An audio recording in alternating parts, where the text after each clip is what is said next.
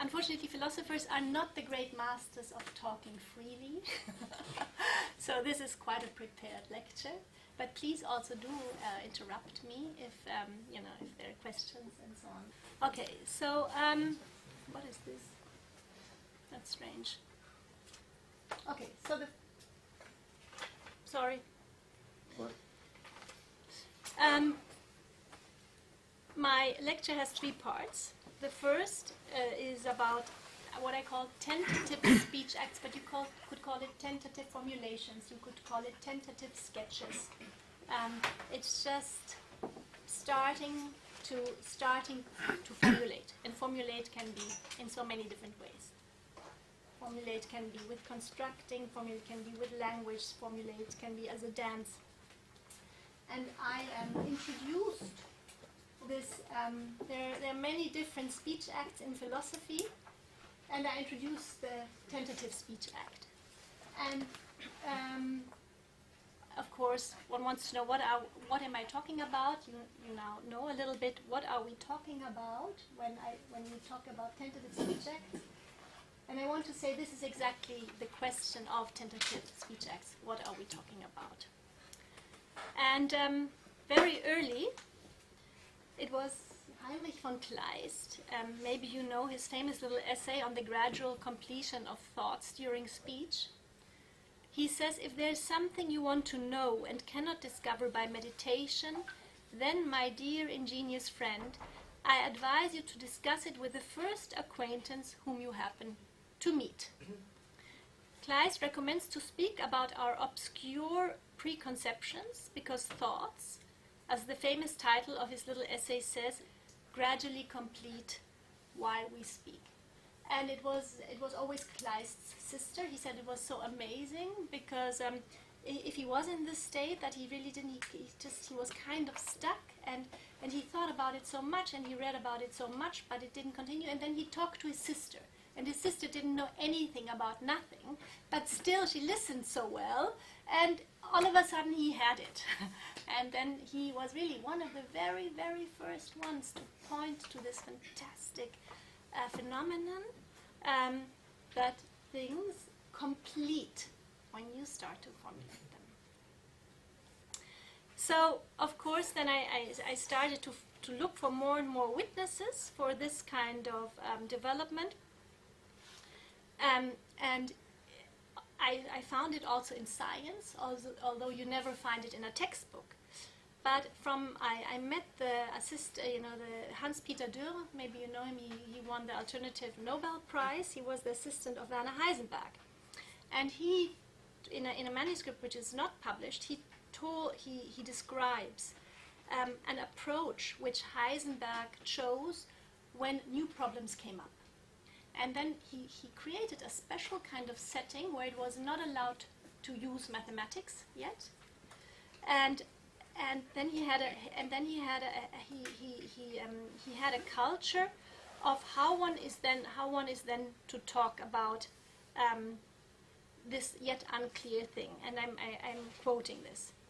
So in the center of these conversations, where one was not allowed to use mathematics, was the joint problem and the wish to grasp and clarify what was at stake. One made careful approaches, passing it on like in friendly ping-pong games, where each one only has to take care that the ball stays in the game. I very much like this conversation where it's just about the ball staying in the game. The whole attention was directed towards really understanding the conversation partner and not making him trip by some sophistic critique on his insufficient means of expression. One was allowed to stutter, one could be vague, one could not make sense, and the other would guess what he wanted to say it with other words, so that one would say with relief, yes, exactly. And I think in this little passage, for our research project, there is so much method. There is so much method in those little descriptions, in the kind of listening, in the not interacting too quickly, in the not being critical too quickly, even though it's helpful, not even suggesting too quickly. That there's some kind of methodological precision in just holding the space for something to evolve. That if and this is a very, very vulnerable space, even if you just constrict it a little bit by trying to help the other person, the space is already altered. So this is in this space, our research project. This is really the space which we inquire. Another physicist, David Bohm, maybe you have heard of him, introduced and wrote on a method he called dialogue, which was a way of speaking he contrasted with discussion, and he was the more, I think the more and more he found his own line of research, the more he became frustrated with discussion as a non-fruitful way of developing idea. Because in the latter, finished opinions meet, and the objective is to win or to convince, or to justify, or to criticize. And Bohm's dialogue, in contrast, is setting up for something different to happen, which can happen between two, or Bohm said also between much more people. Bohm describes this as a flow of meaning, which then happens. From a tacit and vague background sense that it can evolve into an emerging understanding, leading to something that was not giving in the starting point. So the phenomenon that Kleist described, and which Heisenberg used as a method among his team, and which Bohm explored and experimented with, it contradicts the advice, and there you see, you know, the strong cultural implications of this. It contradicts the advice given to children to first think and then speak. It contradicts the classical scientific understanding of method going back to Descartes to begin with something clear. Yeah? Do you have a definition? Do you have clear concepts? That's, and it contradicts the claim of the young Wittgenstein with his very famous saying to keep silent if you have nothing clear to say. And in philosophy of language, it contradicts a principle of expressibility, which was postulated by John Searle, that there must be some identifiable intention to convey meaning. If you don't have a real intention, then there's no meaning. There's just ambiguity. And I see, if I teach embodied critical thinking methods, also in student settings, I so much realize, you know, what it means to go, that allowing vagueness to happen is going against some kind of cultural conditioning, which is extremely uncomfortable. And at the beginning, you kind of have to, it's almost, you know, it's, you feel, you feel the, I don't know, the forces, kind of forces in the room that want to keep up a cultural way of talking and listening. And just going a little bit against this, and one doesn't even know, yeah, where does it come from? How, you know, where are the rules? Just going a little bit against that, opening more space of vagueness, opening more space of listening at the beginning is extremely uncomfortable and can make people really aggressive. And I also understand why, because it immediately opens up what one conceives as more vulnerability. And then if one exercises with this, one realizes, yes, one realizes how much conversation patterns are also always already defensive patterns. Yeah, without us even being aware of it at all. And if one goes through this and allows more vagueness, allows more not knowing, allows a different way of listening, only if one practices a little, on the second day it's not frightening at all. It becomes really a kind of inquisitive space. It's a much bigger safety which is there. so that is always for me a very interesting experience. It's a very interesting experience, but it's always at the beginning it's always quite strenuous at the beginning, because you work at some kind of hidden cultural pattern, and once you are at the other side, it's a bit like a different space. So contradicting those very, those kind of categorical imperatives, but starting with something clear or keeping silent if you don't really know yet what you're thinking.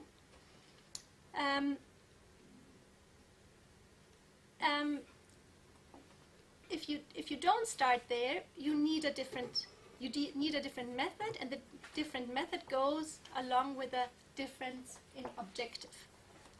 Kleist says it in his words 200 years ago in the following way, and he says it quite beautiful. He says, if you speak in an ordered and clear manner, you probably speak with the purpose of enlightening others.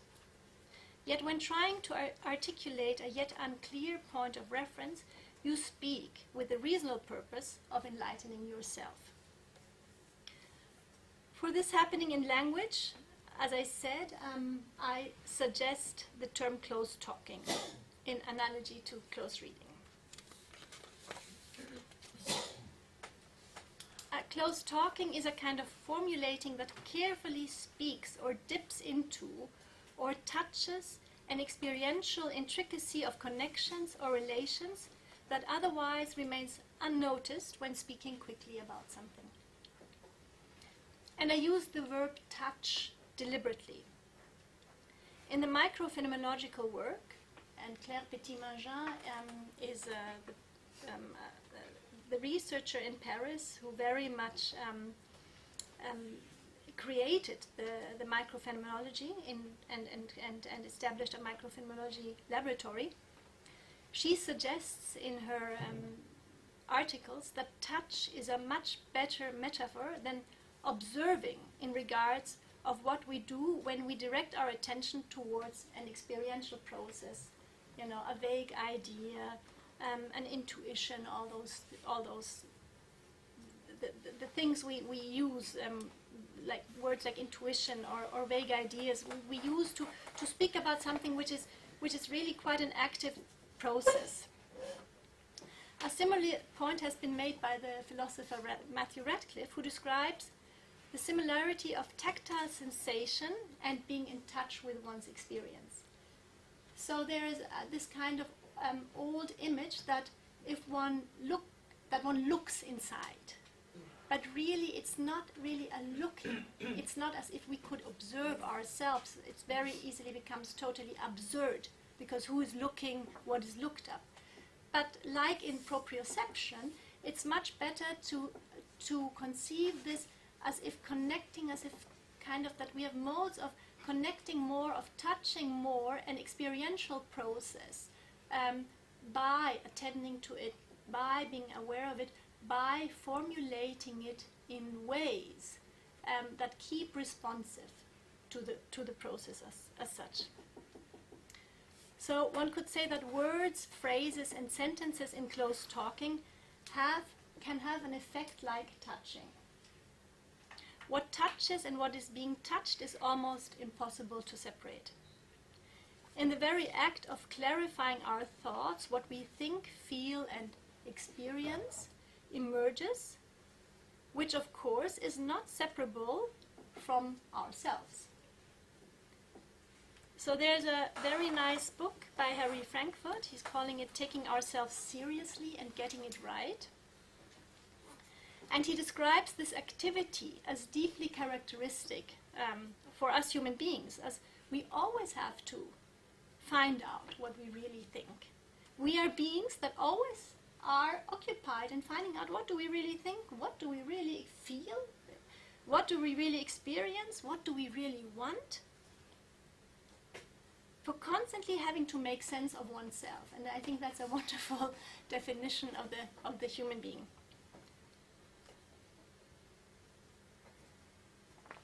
So philosophically addressing this act of close talking, thus involves a recognition that the first-person perspective is always already a very complex experience.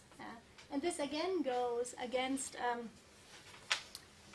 way of seeing, and which comes from Descartes, which says, well, we always know what we feel. The inside is kind of clear. We know what we feel, and we know what we think. And it's a huge shift in philosophy, and that's due to the turn to embodiment, that's not the case. The first-person perspective is a very complex starting point. And Francesco Varela brought it to the point when he said, it's really not about that we don't have some kind of privileged access to the experiences, as if only I know what I experience. There's no presumption of anything which is incorrigible, final, easy, or apodictic about subjective phenomenon. And to assume otherwise is to confuse the immediate character of the givenness of subjective phenomena with their mode of constitution and evaluation. That's maybe a little bit complicated way of saying it, but there is some kind of immediacy. We always feel something. But this immediacy has sometimes been mistaken with clear givenness. So in Western tradition, very late compared maybe also to Eastern traditions, classical pragmatists, phenomenological and hermeneutic thinkers opened our eyes in regards to the highly intricate texture and the complex patterns of human experience. One speaks of the pragmatist, hermeneutical or phenomenological turn, but I would like to summarize it as the experiential turn. So thinkers of the experiential turn began to describe against a powerful concept, a powerful philosophical concept, a very structured concept of experience, how messy and complex experiences are actually experienced. And you all know maybe William James, who juxtaposed the sense perception as the starting point of discourse with a stream of consciousness. He says we never just sit here and perceive and then order.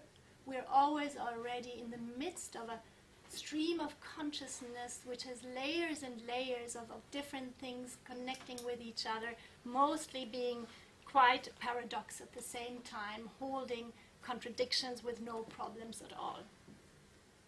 He began to describe its teeming multiplicity of objects and relations. And he shows that what we call a simple sensation is a result of a discriminative attention pushed often to a very high degree. Husserl spoke of the ein strömendes Erleben, which is in our streaming experience. It's never just units, it's always a kind of streaming in which we are, in which we always are, and from which we perceive things. And John Dewey emphasizes as the starting point to think about experience, the actual experience.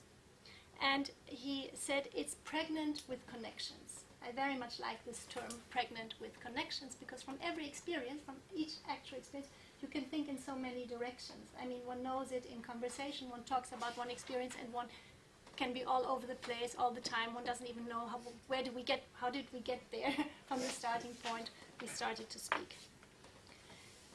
And then Dilthey reminds philosophers about the mistake that we always, in philosophical tradition, we always reduced experience to singular or discrete experiences, overseeing what he calls the Lebenszusammenhang. And he says, whereas in this very dominant philosophical tradition coming from the Greeks, there's such an emphasis on the intellect, and the intellect has to put together the experiences. And Dilthey opened our eyes after 2,000 years of this kind of emphasis on the intellect, saying it's not really true. We just have to live day by day, and somehow we know it's connected. And we don't, at the end of the day, have to put our days together. We just have to live. Yes? And by living, there is a connectivity. And we can think into this connectivity in different ways. And we can, from there, we have different narrations. But this connectivity is due to the living process we do each day. So thinkers from other schools contributed to these insights with other vocabularies and further approaches, bringing into the picture what Michael Polanyi famously termed the tacit dimensions of knowledge. Do you know Michael Polanyi? It's very worthwhile. He was a chemist, and as a chemist made major contribution to the philosophy of science, and he termed the tacit dimensions of knowledge, that he says we are next to the explicit corpus of knowledge. Every scientist has so much tacit experience just by having years and years of training and experience with that he already, without even knowing why, he can recognize, or she can recognize relevant questions. She has the topic so embodied that she exactly knows with just few little moves how an experiment should be approached.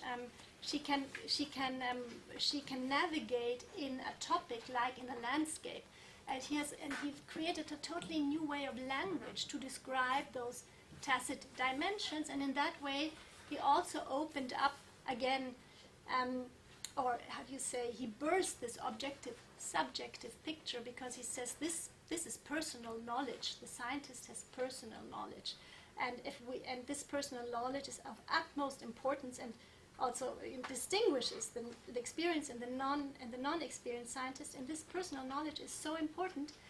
And if we mistake it with something subjective, we lose half of science.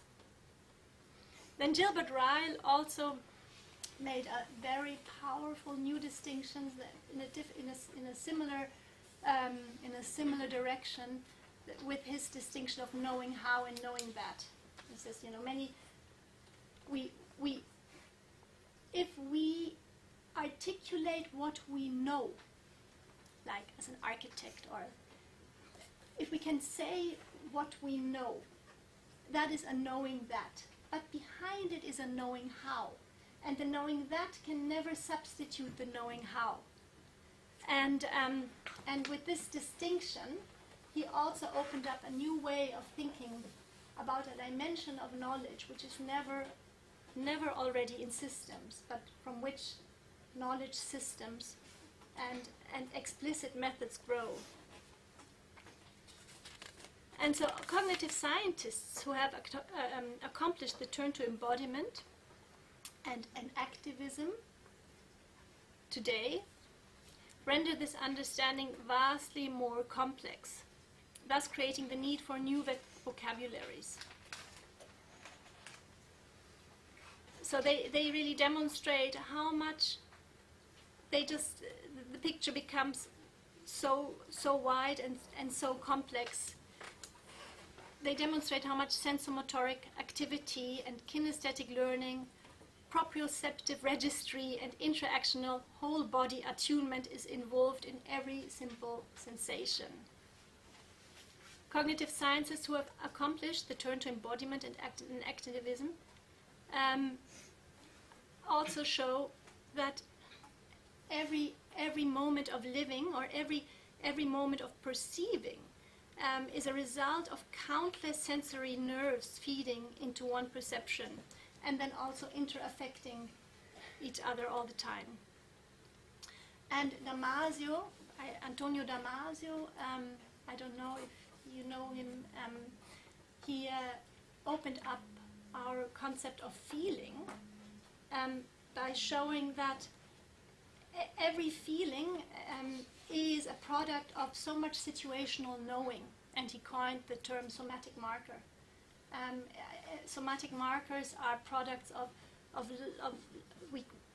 somatic markers are product of a lot of situational knowing, and without those somatic markers and this felt information, we could hardly think.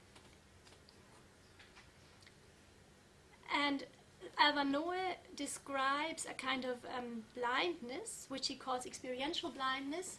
So he also again opened up a simplified notion of sense perception, because he could show that when that seeing is not just simple intake of information. There was this interesting case of a person who was blind all his life, and then he was operated, and one thought he could see, and he was overwhelmed. He couldn't see. He couldn't see. It was just so much constantly shading, insights, colors, movements, and one began to understand that seeing means also learning to live from small with sense perception, touch, realizing this is a table because one made experiences with the table, one grabbed onto the table, one fell off the table, and one learned that with words that this is a table, this is a chair. So that seeing is really such a highly complex thing, you know, which we need a lifelong experience that we can distinguish all those different objects. So these scientific approaches correspond to aha moments, which one can experience directly, already in small microphenomenological exercises when we do meditation, or when we do focusing. When attention becomes self-reflexive in a careful way, then people realize that the inward experience is not at all what common categories or shared phrases say. It is vastly more, and it opens a world of human complexity. So coming back to Kleist, Heisenberg and Bohm, how can we understand what they do with words and why it makes sense, why it literally makes sense to speak into felt complexity, even though there's nothing clear to speak about yet? Or to put it in technical terms, there's nothing given, or there's nothing to be represented, and at the same time it makes sense to speak. Yeah.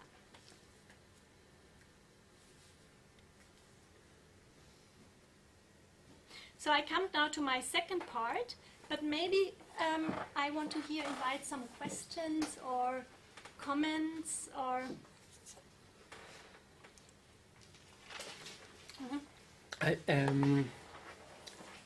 I have a question about interviewing people. Yes. If there's a way of, because my research is a lot about seeing landscapes from the point of view of other species, so animals. And I notice that when I interview biologists, if I ask them to speak about the animal, or if I ask them to speak as if they were the animal, I get different results. So I don't know if there's other techniques you can use to get people, when you interview them, to take out all this tacit knowledge. Yeah, that's a very interesting question. I cannot give you an easy answer, maybe also other comments, but I just think that maybe contributing, understanding human experience in this much more complex term, and that might also become clear, with the concepts I introduce in the exercise, as a much more interactional affair. There's different possibilities to place us. We can really deliberately place us outside, and speak from the outside, and do very, very, very micro gestures of cutting ourselves off. But we can also work ourselves much more inside, and talk from a totally different place. So maybe, just understanding it differently might help, also in interview techniques. Okay. That people don't say, you're crazy, how should I answer from the tree or the cat? Or, Okay, thanks. Yes. We find in our work, I found in my work, that the fact that we're brought up, at least past generation, with a language based on situations and not on processes, that this probably creates more attachment, like you say, to non-vague situations, wanting to have things very clear, very clear-cut, very obvious. And that, of course, is contradictory to research, but also to any creation. And for me, it's interesting to see how what you teach is going to be related to thinking in process terms. And just departing from this situation of anchoring. Very much so. Yeah. Exactly. Yeah. That helps me very much. Yeah. And that is, I think, because our project embodied critical thinking, goes into methods, but it then also wants to, it wants to conceive also of thinking in more processual, theoretical terms, yeah, which that again help for other methodologies. And it's very, very right. And that this process is really basic to this account. This processual approach to thinking and meaning is totally basic. Yes. In the names you mentioned in the earlier slide, by any chance do you recognize? Can you specify maybe some sort of collaboration between one of them and designers or architects, or some kind of a project that came out of these ideas? And for instance, if we talk about design and architecture, maybe can you tell us a little bit later or now, whenever you feel right, if there are any ideas, physical ideas that came out of these ideas? I think that's a very good question. I must say I don't really know. I couldn't spot on. But I think with this clear-cut question you could find it easily. I do want to, recommend you the Microphenological Lab. You just find it microphenology.com because it is so interdisciplinary. And architects and so on do participate, and people use it in totally different ways. Like I do know that material designers, there's a material designer who takes the microphenology and uses it for her own kind of research. So there you might find more there, and maybe you know. There is quite a lot of I mean, not a lot, but there are some people doing work on this, and we can talk about it afterwards. I mean, there's a couple of books in the library. There are some people doing research on both on the methodology of designing and on the effect of the designed environment Thank you very and much. how we experience it.